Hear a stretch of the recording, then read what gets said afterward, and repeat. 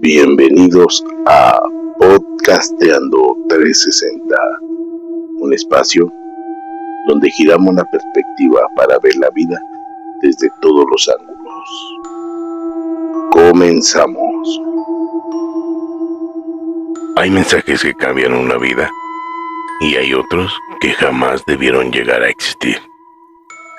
Porque algunas veces los muertos no regresan para despedirse, no regresan para advertir, simplemente regresan para traer algo con ellos. Esto es Podcasteando 360, episodio 4, el último audio de mi hermano. Gonzalo tenía 34 años, vivía en un departamento pequeño en la zona oriente de la Ciudad de México. Para ser precisos, en el barrio de Santa Bárbara, en Iztapalapa. Un lugar donde las noches caen pesadas y el silencio se siente denso, casi sólido, como si el mismo aire se volviera espeso y difícil de respirar. Su vida era monótona: trabajo, regresar a casa, cerrar con llave, con un doble cerrojo, poner cadena, revisar 3 veces antes de relajarse e irse a dormir. Y así eran todos los días. Esa noche, nada fuera de lugar. Eran las 11:47, la hora en que dicen que el velo entre los mundos de lo vivo y lo muerto se vuelven más delgados que una hoja de papel. Gonzalo estaba frente al televisor, una película cualquiera para matar el tiempo, cuando de pronto el sonido de su teléfono cortó la calma de golpe. Una notificación, nada extraño, o al menos eso quería creer con todas sus fuerzas. Bajó el control remoto sobre el sofá y lentamente se paró y tomó su celular.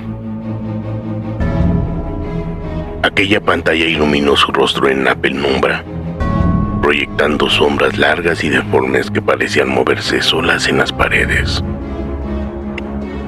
Miró el remitente y sintió que la sangre dejaba de correr por sus venas, sustituida por un frío que le calaba hasta los huesos.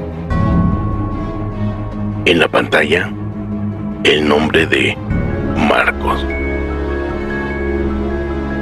su hermano menor, el mismo que había sido enterrado hacía 3 años, el mismo sobre cuya tumba él mismo había vertido tierra húmeda, fría y pegajosa, el mismo que había visto morir en sus propios brazos. Gonzalo se quedó inmóvil, los ojos fijos en ese nombre que no debería de estar ahí, que tampoco tenía el derecho de aparecer, pero que le hizo sentir un escalofrío que le recorrió la espalda, desde la nuca hasta la punta de los pies, como si a alguien le hubiera pasado un dedo frío y húmedo por detrás de la columna. Pensó: esto es un error. ¿Cómo? Seguro una broma. Tal vez un número clonado. Pero el mensaje estaba ahí, real y tangible, y contenía un solo archivo, un audio. Aquel audio tenía 3 minutos y 17 segundos de duración. Con las manos inestables, casi se le caía el teléfono al suelo. En ese instante, puso play y el audio se empezó a reproducir. Durante los primeros 10 segundos, solo escuchaba una estática áspera, molesta, que rasposaba en los oídos como un vidrio roto. Y luego, una respiración.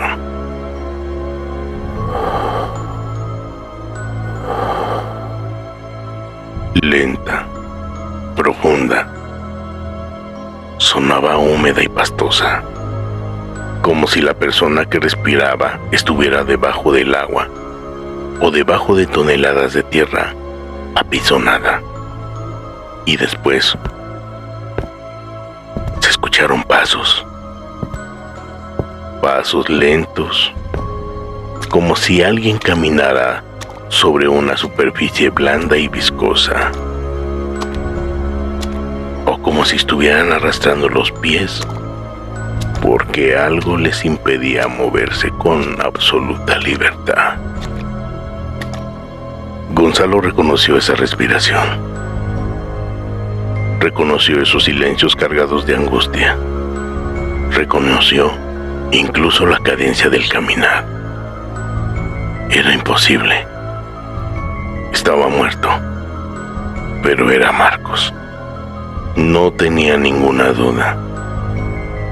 Pasaron 1 minuto, 2 minutos, y el audio seguía igual. Respiración agitándose poco a poco, volviéndose más rápida y entrecortada. Pasos que ahora sonaban más rápidos, más desesperados, como si huyera de algo que no podía ver, pero que podía sentir acercándose. Aquella estática iba y venía, como si algo estuviera interfiriendo la señal con mucha intención. Nada más que al final, casi al borde del corte, escuchó su voz, débil, lejana, rota, como un tono que Gonzalo jamás le había escuchado. Un terror absoluto, sin límites. Gonzalo sintió como si un balde de agua fría había sido derramado sobre él. Era su voz, exacta, ni más grave ni más aguda, pero había algo detrás, un eco extraño, hueco, como si hablara desde un fondo de un pozo profundo o desde dentro de un ataúd cerrado. La grabación continuó. La voz temblaba. Se quebraba a cada sílaba. Si estás escuchando esto, por favor no abras la puerta. El sonido retumbó en todo el departamento, vibrando en las paredes y en el suelo. Alguien acababa de golpear la puerta de la entrada. Gonzalo dio un salto hacia atrás y dejó caer el teléfono sobre la alfombra. El sonido venía del pasillo exterior. Real, cercano, demasiado cercano. Más fuerte, más urgente, más pesado. Miró la puerta. Luego, miró el teléfono tirado en el suelo, donde la voz seguía sonando. Luego volvió a mirar la puerta, y por primera vez en toda su vida adulta, sintió un miedo primitivo. El miedo que te congela las extremidades, el que te dice sin palabras que estás frente a algo que no pertenece a este mundo. El audio seguía reproduciéndose. Ahora, la respiración de Marco era frenética, cortada por jadeos, y lo que parecían ser sollozos ahogados, como si le apretaran el cuello.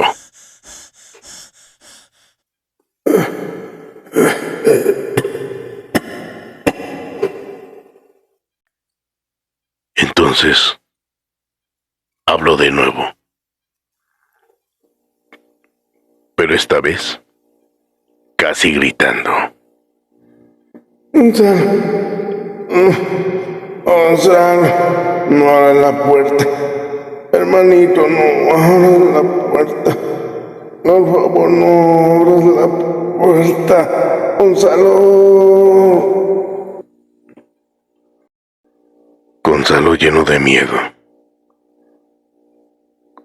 Gonzalo se llenó de miedo. De un miedo que le nublaba la razón y una curiosidad enfermiza que no podía controlar. Se dirigió a la puerta casi sin darse cuenta.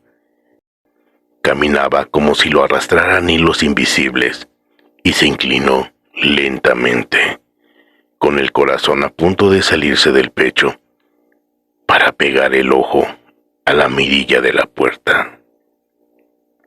En ese mismo instante, desde el teléfono, Marco gritó con una desesperación que le helaba la sangre. No mires por la mirilla, hermano. Gonzalo, no mires por la mirilla. Demasiado tarde. Gonzalo ya estaba mirando. Y lo que vio lo dejó sin aliento, sin voz, sin pensamiento. No había nadie afuera, solo una oscuridad más negra que la noche misma. Pero junto en el cristal de la mirilla, pegado por fuera, había algo húmedo y frío, presionando contra el vidrio. Y justo en ese momento, la voz de Marco cambió por completo. Se volvió hueca y definida. Hermano, ya no dejaste entrar a tu casa. Los golpes sonaron otra vez. Esta vez, la madera crujía. Alguien empujaba desde afuera con una fuerza que no parecía humana. Marcos nuevamente susurró, pero esta vez con un tono bajo, que apenas se entendía, con una voz quebrada por el pánico. Escúchame bien, escúchame bien. No importa quién diga quién es, no importa. Escúchame bien, hermano. No importa quién diga qué es, no importa si llora, no importa si te pide ayuda o dice que se siente mal. No te fíes, hermanito. No te fíes, no confíes, no respondas. No respondas si hablas, porque si no sabrá que te encuentras solo.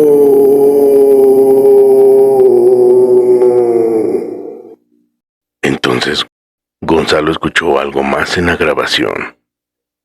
Una segunda respiración. Más lenta. Más profunda. Fría. Como el aire de una tumba que se encontrara ya abierta desde hace siglos. Muy cerca de Marcos. Demasiado cerca. Como si alguien estuviera pegado a su oído, respirándole en la nuca, esperando el momento justo que se apoderase de él. La voz de Marco comenzó a quebrarse del todo. Ya no era solo miedo, era ahora una resignación absoluta. Era la voz de alguien que sabe que va a morir de nuevo, pero de una forma mucho peor y ahora más dolorosa. Y entonces Marcos dijo otras palabras que helaron más a Gonzalo. Hermano,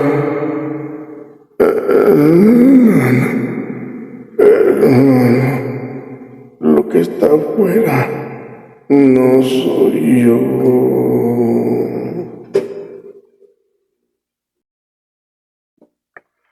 Gonzalo sintió que la sangre se le convertía en ceniza helada, porque en ese mismo instante escuchó una voz detrás de la puerta, una voz idéntica, una voz que conocía cada sílaba, cada tono, cada matiz. Era la voz de Marco, pero esta vez sonaba dulce. Demasiado dulce, vacía, como si la pronunciara sin tener nada por dentro. Gonzalo. Hermanito. Gonzalo. Hermanito, abre por favor. Tengo tanto frío. Y estoy aquí afuera. Por favor, ábreme. Por favor, ábreme.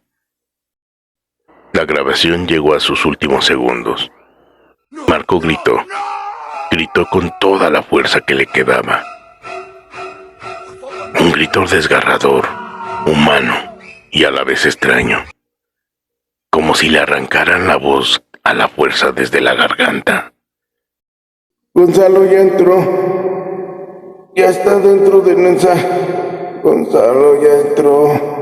Gonzalo ya entró, ya está dentro del mensaje. No lo escuches, ya está contigo.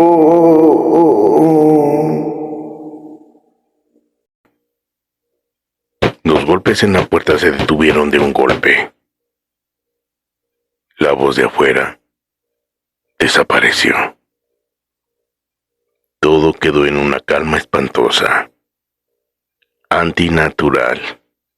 La clase de silencio que hace latir el corazón con más fuerza, esperando que algo ocurra. Gonzalo se quedó de pie en medio de la sala, con el corazón golpeando las costillas, como un animal enjaulado y desesperado. Pensó, ya se fue, se marchó. Se talló los ojos y pensó, no, Dios, creo que fue solo una ilusión. Entonces, escuchó un ruido.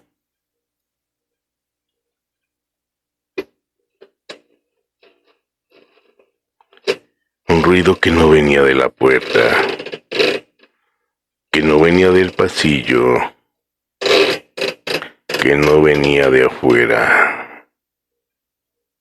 Venía de la cocina, de aquella cocina dentro del departamento.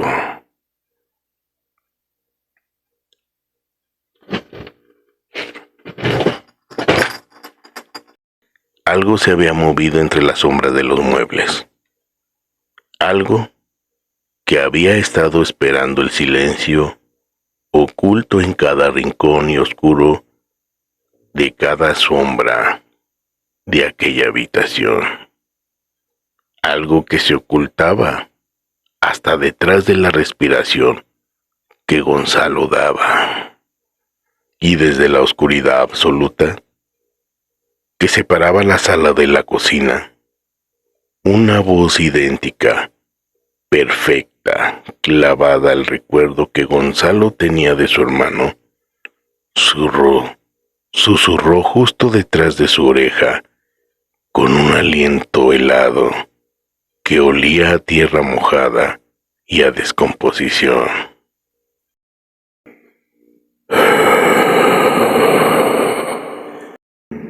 Gonzalo, ya es demasiado tarde, porque ahora estoy junto a ti.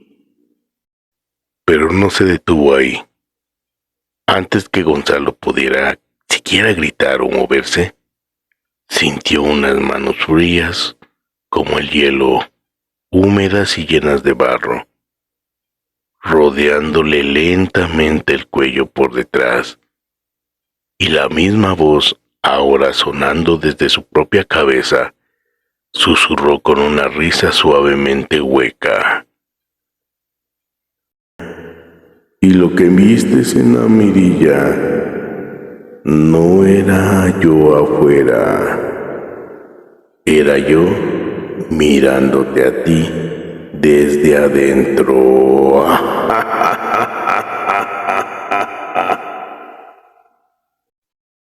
Esto fue Podcasteando 360. Mi nombre, Francisco Alejandro Estono Farril. Hasta la próxima.